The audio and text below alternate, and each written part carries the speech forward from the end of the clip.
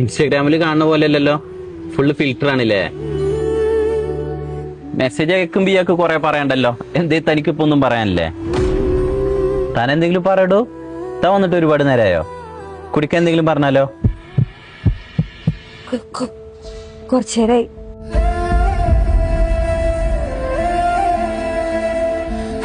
അതുകൊണ്ടായിരുന്നില്ലേ താൻ വോയിസ് അയക്കാൻ പറയുമ്പോ അയക്കാതിരുന്നേ?